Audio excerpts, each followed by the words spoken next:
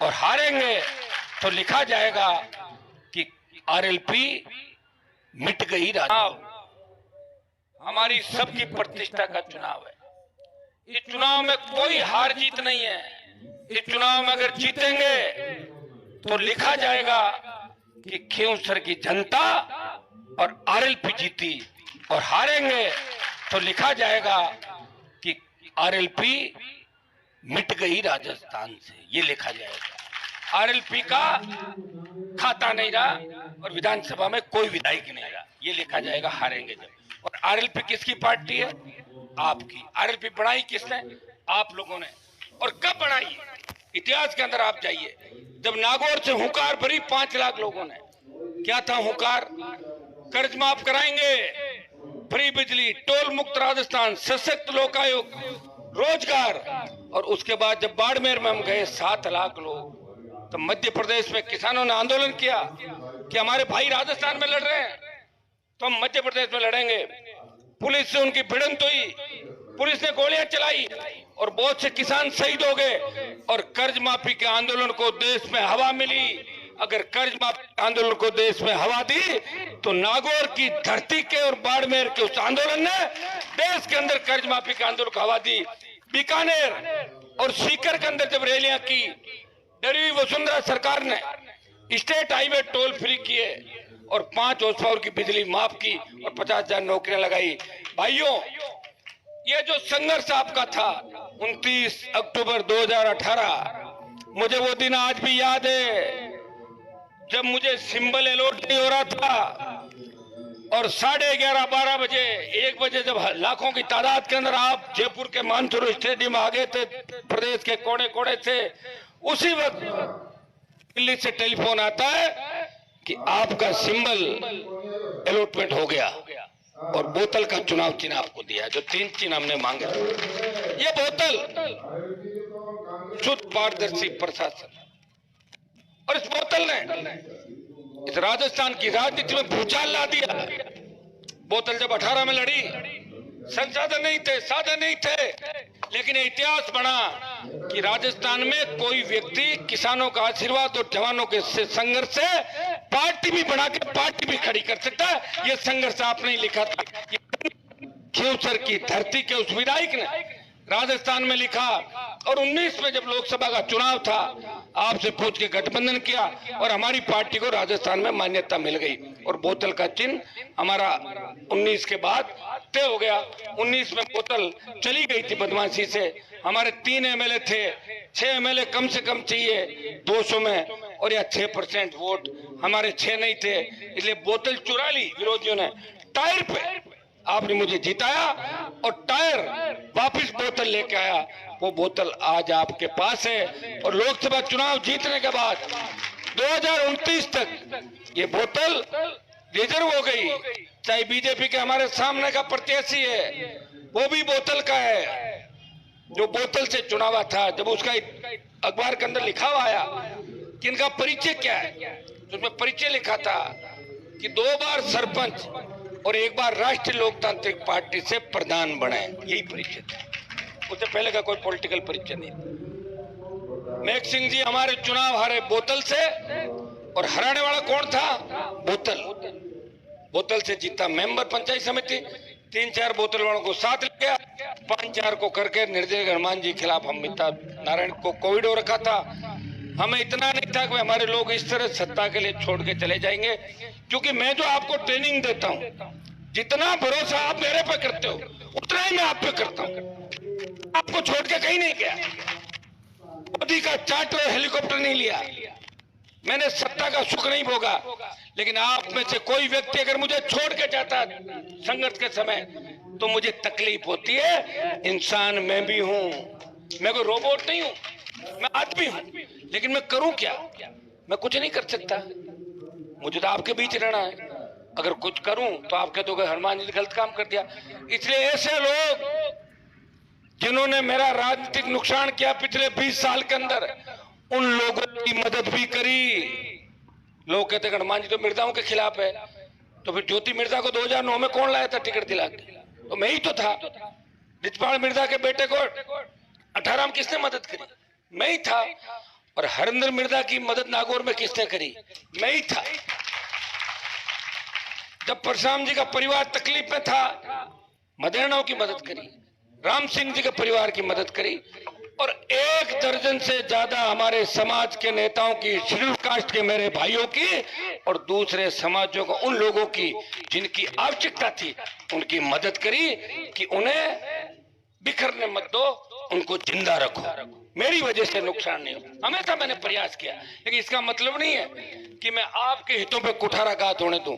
मेरे लिए सबसे आवश्यक है कि यहाँ के किसान के बेटे बेटियां सत्ता के शिखर पे बैठे, यहाँ के किसान के बेटे बेटियां राजनीति में ऊंचे पदों पे जाए, नागौर के किसान के बेटे बेटी, दलित का बेटा बेटी, मुस्लिम का बेटा बेटी, हमारी ओबीसी कोई भाई का, वो नाम कमाए और आगे जाए। जब मैं विश्वविद्यालय के अंदर राजनीति करता था, नागौर के 70 वोट थे और आज 4000 वोट है राजस्थान विश्वविद्यालय में, नागौर जिले के। जो डीन बनाओ नागौर सम्मिलित हो गया। भाइयों, मुझे वो दिन याद है, मैं 98 के अंदर अगर चाहता तो जयपुर के आसपास का कोई इलाका देख के बीजेपी की टिकट ले लेता। जिस तरह बीजेपी के दूसरे नेता घूम रहे, मैं भी एमएलए बन जाता और पार्टी के अंदर रहता, मुझे कौन रोकता। लेकिन मैंने कहा, मेरे उस नागौर को जहां सबसे ज्यादा किसान है, दलित शोषित तबका है, मुझे वहां राजनीतिक चेतना लानी है, मुझे शिक्षा जगानी है, मुझे मेरे भाइयों को आगे तक लेके जाना है। भाइयों, जी महाराज से लोकसभा के अंदर जब मैं गया के जयकारे के बाद, जब मैंने लोकसभा से इस्तीफा दिया, उससे 1 दिन पहले जब अंदर उधर थे लोग, जो इलाज किया था वो आपके नागौर के इस भाई ने किया था, तो आप देख लीजिए। इसलिए मैंने नागौर का सम्मान पूरे देश में बढ़ाया और राजस्थान का सम्मान बढ़ाया। हरियाणा यूपी के लोग कहते थे कि राजस्थान के सांसद तो नींद लेने के लिए आते हैं लोकसभा के अंदर, वो खाना खाते हैं बार बार और सो जाते हैं। मैंने संदेश दिया कि राजस्थान की धरती किसान का बेटा एक दिन देश के किसानों का नेतृत्व करेगा।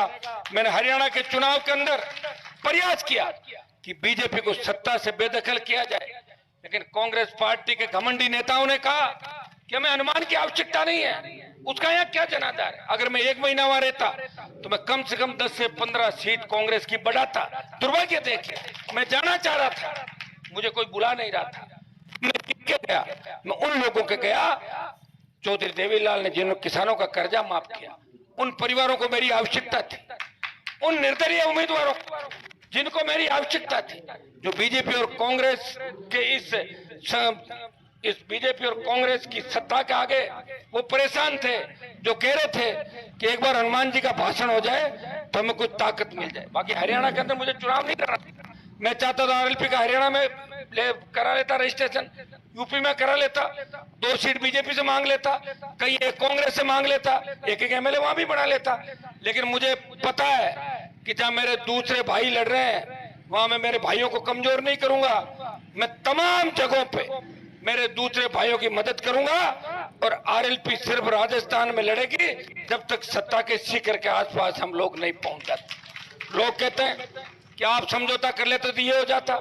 हमने तो कहा था हम समझौता करेंगे नहीं किसी से, कांग्रेस बीजेपी से, इसलिए कांग्रेस बीजेपी से समझौता नहीं किया और उस दलित किसान के बेटे से, चंद्रशेखर भाई से समझौता किया, जो शेड्यूल कास्ट के भाइयों के लिए लंबी लड़ाई लड़ रहा है। उसका परिणाम ये हुआ कि हम एक हुए राजस्थान के अंदर, और उनको ये हुआ कि वो भी एमपी बन के और मेरे साथ दिल्ली के अंदर, दोनों आपके लिए लोकसभा के अंदर हमेशा लड़ते हुए नजर आते हैं।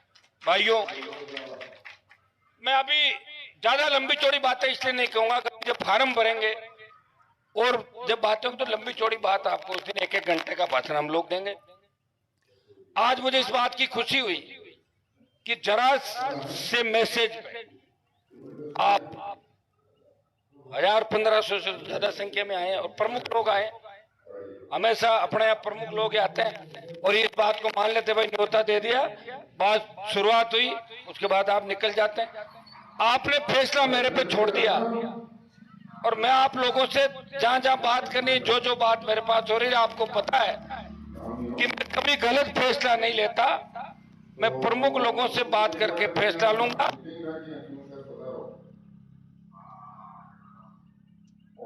लेकिन आप ये सोच लें कि इस बार की जो जीत है वो मेरी अकेले की जीत नहीं होगी। इस बार की जीत आप सबकी जो मंच पे बैठे हैं चारों तरफ सर्वसम्मति की और खींवसर के प्रत्येक मतदाता और प्रत्येक जाति की जीत होगी। इस जीत से मोदी अमित शाह डर जाएंगे और जब मैं चुनाव जिताने के बाद लोकसभा का सत्र होगा दिसंबर में जाऊंगा तो मोदी अमित शाह पहले से मेरी तरफ हेलो करेंगे, कैसे हो हनुमान जी, और जीत नहीं हुई तो कहते हैं देखो हनुमान ले आए हम वहां पे हमारे लोगों का यूज करके। मुझे पता है कि आप लोग हर परिस्थिति में मजबूत रहोगे। जैसा नारायण ने बताया सरकार है, आप इससे अंदाज लगा सकते हो कि 5 करोड़ रुपए जो मैंने एमपी के थे वो सारे खींवसर में लगा दिए, लेकिन फिर भी काम चालू नहीं होने दे रहे हैं। कह रहे सब आचार संहिता लगी। आप तो सब कुछ सारे जब एफएस निकल जाती है तो इश्यू हो जाते हैं, फिर कौन अंदर किसी का फोन वो सीए या अंदर घूम के इनके पास जाके और इनकी गाड़ी पकड़वा देता। बाहर बताओ क्या आपके काले कांच हैं? जुर्माना कहीं बैठे देखो सामने बोजाज के, इनके वहां टेलीफोन आया कि सीआई साहब आपसे जो उसको पकड़ लो। अब तो सीआई को पूछो कि तेरा तो रिश्तेदार है, ये तेरे रिश्तेदार को तो खुद ही पकड़ रहा है गाड़ी। बस अरे क्या हो जाएगा 13 नवंबर के बाद? कहाँ जाओगे 13 नवंबर के बाद? बताओ। इस एसपी को जानता हूँ मैं लंबे समय से, कोई तीर नहीं मारा इसने कोई बड़ा। मैं जानता हूँ इसका सारा हिस्ट्री इतिहास जानता हूँ, जब एक टीचर था तब से जानता हूँ मैं, और मुझे भी सब जानते हैं राजस्थान के अंदर। मैं तो लॉ एंड ऑर्डर बिगाड़ना नहीं चाहता, आप खुद ही कह दोगे हनुमान जी वो कहीं कर लिए होते हैं। नहीं तो मैं तो एक आह्वान करो, एक सीटी बजाऊं, सीटी पीटी घूम कर दूं राजस्थान की सरकार, साड़ी को हिलने दूं राजस्थान की सरकार को। 5 लाख लोग आ जाए, कहां से एसपी कहां से आईजी कौन से डीजी सब देखे हुए राजस्थान के अंदर। यही तो काम कर रहा हूं और कर क्या रहा हूं। मैंने यही तो विद्या सीखी है कि संघर्ष। वसुंधरा जी का कितना बड़ा खौफ था, ये तो भजन लाल है कुछ भी नहीं है, तो वसुंधरा जी चली गई। गहलोत साहब के बेटे को हराने के बाद जिस तरह कांग्रेस ने यहाँ गुंडागर्दी करी उस समय उस चुनाव के अंदर, तब आप बताओ क्या खौफ था। फिर भी आप लोग सत्ता के उस पर पहुंच गए। भाइयों इस चुनाव में मैं इतना ही आपको कहूंगा, आप एक बार बात सुना, इधर मेरी बात सुन। 5 करोड़ एमपी का पैसा और 5 करोड़ एमएलए कोटे का पैसा। आप बताओ 23 नवंबर में कौन एमएलए बना खींवसर का? मैं बना, आपने जिताया। और अब कौन सा महीना आ रहा वापिस? नवंबर। 1 साल का बजट कौन खर्च करेगा जब तक दूसरा एमएलए नहीं बनता? मैं करूंगा। मैंने लिखा, मैं हाई कोर्ट गया, फैसला भी आएगा हाई कोर्ट का, हो सकता है आजकल में लेट हो जाए। 5 करोड़ वो रोक लिया और 5 करोड़ ये जो मैंने जिले की जनता से माफी मांगी। मैंने कहा वोट आप सबने दिए हैं, लेकिन चुनाव है खींवसर के अंदर, मैं बिजली में पैसा दूंगा, मैं लाइटें लगाऊंगा, हाई मास्क, मुझे पैसे की जरूरत है। लोगों ने कहा आप हनुमान जी खींवसर लगा दो, हमारे 4 साल का मैंने सारा पैसा खींवसर के अंदर निकाल दिया और आप चिंता नहीं करें। आजकल में वो सारी चीज हम सोशल मीडिया पे और अखबार में वायरल करेंगे। ये पैसा, ये वित्तीय स्वीकृति, ये संख्या, उसके बाद आपका जब कागज आ जाए ना, कोई बीजेपी वाला आके पूछ ले कि थारे मैं काम कराऊं, आप कहना कि मेरे पास तो कागज आ गया, काम चाहे 13 तारीख बाद होगा या 13 से पहले होगा, मेरे पट्टा मिल गया। इस बात का ध्यान रखना। अब एक एक आदमी को तो जाके समझाने सरा कि मैंने तुम्हारा पैसा निकाल दिया, मैं तुम्हारे काम चालू कर रहा हूँ, मैं आज आ रहा हूँ कल आ रहा हूँ। कोई बीमारी का बहाना बना के भाग जाता है, कोई थानेदार किसी को डरा देता है, कोई ठेकेदार चला जाता है। अब तांतवास के अंदर मैंने पैसे डाले सरपंच साहब को कहा, मैंने कहा सरपंच साहब बताओ, उन्होंने कहा 3 लाख में नई ट्यूबवेल साइड में खोदेगी पंचायत। मैंने 3 लाख रुपए की एपे जारी कराई। रात को बीजेपी वाले गए कि गाड़ी 3 बार चढ़ाई करे, बाहर लेकर चालू कर के पैकेट साहब का पैसा कटे बताओ। तो पैसे को रोकड़ छोड़ेंगे तो कागजों में जाते हैं पैसे सारे सारे। क्या मैं ले बताओ मान, अब बताओ कैसी तरह की बातें आप ये बरगलाना लोगों को। वो लोग भी देखो कि साहब कहीं गड़बड़ तो नहीं हो जाए। अरे गड़बड़ अभी तक नहीं हुई, तभी तो मोदी, अमित शाह, भजन लाल, उपराष्ट्रपति ने सब हटा पूरे इलाकों के अंदर आ गए। तमाम सब लोगों को यहाँ ले आए आपका एक एक सार सामान लेने के लिए। कौन मना कर रहा भजन लाल को बताओ मुझे। 10 महीने हो गए, खजवाड़ा का जीएसएस बना के चालू कर देते। मैंने मना क्या क्या? मैंने मना क्या क्या? जीएसएस रोको। मैं चाह रहा था